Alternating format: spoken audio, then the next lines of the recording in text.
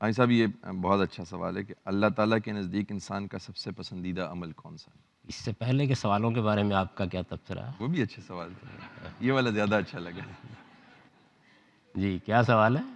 اللہ تعالیٰ کے نزدیک انسان کا سب سے پسندیدہ عمل کون سا ہے؟ میں دوبارہ اس لیے پوچھا کہ چونکہ پسندیدہ سوال ہے تو آپ دہرا سکیں اس کو۔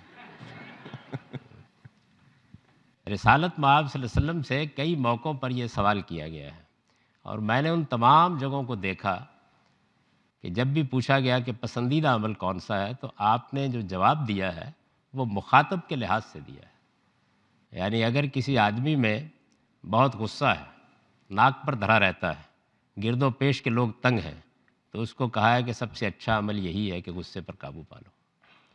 اسی طرح اگر کسی آدمی کے ہاں وعدے کا ایفا نہیں ہے تو اس کو اس پر توجہ دلا دی ہے۔